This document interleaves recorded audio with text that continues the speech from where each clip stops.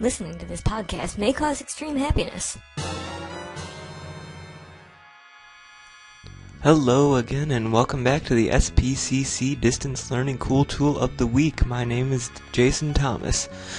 Today, we're moving on to episode 7 about the Nclor. The Nclor is the North Carolina Learning Object Repository. What it is it's a library of instructional resources that are made for anyone K-20 education in the state. Anything you find in this library is free to use, reuse, modify, and have fun with, as long as you are a teacher for an educational class in North Carolina. Some of the things you can find in the Nclor are documents, audio clips, movies, videos, simulations, 3D models, learning modules, ready-made activities, assessments, and tons more, as you can see on the right-hand side. There's a type of activity for anything you might want to do in your Moodle course. Some of the areas in Nclor, you'll see they cover pretty much every curriculum content area we have on this campus, from the sciences to math and computing and the humanities. Some of the benefits from using Nclor is, one, they're free. You don't have to go out there and pay for anything. You can take these and you can easily integrate them into your Moodle courses. And third, most importantly for many of you, is it will save your time. You will not have to make all this from scratch. No use reinventing the wheel. And these resources that are published are built to be best practices and interactive, so you can increase learner engagement, success, and their general enjoyment with your course. So, we're going to get started. What you'll need to do to get access to the Nclor is pretty simple. Open your web browser, Internet Explorer, Firefox, Chrome. Go to www.explorthelore.org and then log in. You can either request an account with the link that you'll see in this image, or you can just log in as a guest to browse and get the resources anonymously. So let's get started. Alright, so as you can see, I've already gone to www.explorthelore.org, and you'll see the Nclor homepage. So I'm not even going to log in right now, because you're probably just going to want to check out the resources at first, see what you have available. So I'm going to log in as a guest. You click login, it'll bring up a window that I'm going to maximize, and this is where you'll do all your searching. You can search by discipline, which is content area, search by what type of resource you want, search by resource libraries. So these are specific places that release resources, or you can browse by their educational level, such as Con Ed or higher education. What I'm going to do is I'm going to browse by discipline. And there it brings up this menu you saw earlier, and I am a giant science nerd, so I'm going to pick the natural sciences. And from here, you can get more subtopics. I also am big on anatomy and physiology, so I'm going to click on that. And from here, you get all kinds of resources.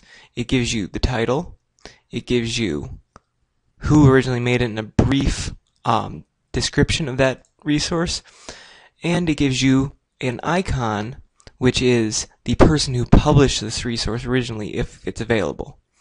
So I'm going to click on measuring volume, beakers and such, pretty basic. And it'll take you to a page that gives you the resource. And this one, you can see, it's just a video. It's a YouTube video. I can easily take this, put it into my Moodle course. But I'm going to click on it real quick.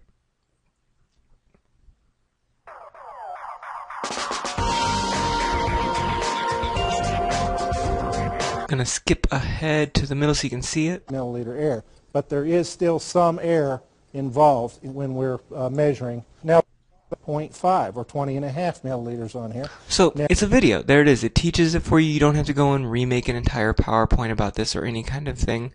And if you put it in your course, it'll be available to students whenever they want it.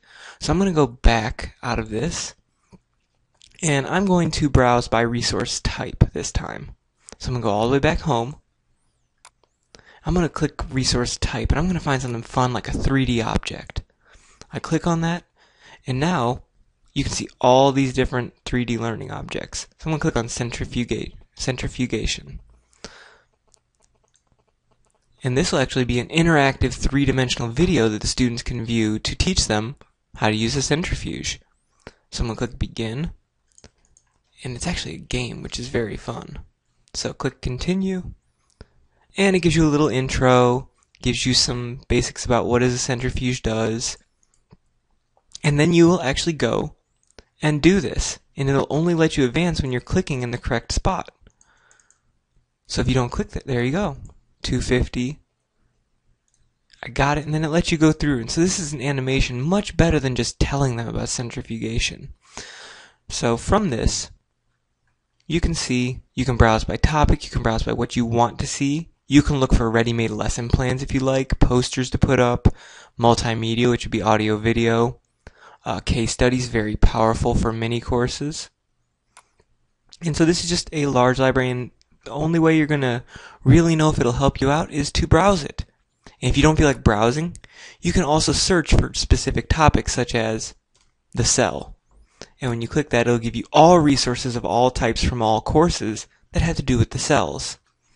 So I'm urging you, go ahead, jump on the Nclor at explorethelore.org, log in as a guest and view these resources.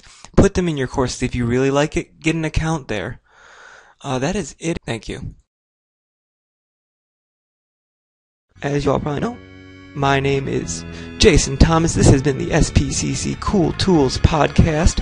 My contact information is as follows: jthomas@spcc.edu. Skype is Epic Thomas. My phone number is 704-290-5860. And my blog, where you can find this podcast along with all the others I create, is http://many-whelps.wordpress.com. Thank you so much for watching, and remember, there is no spoon.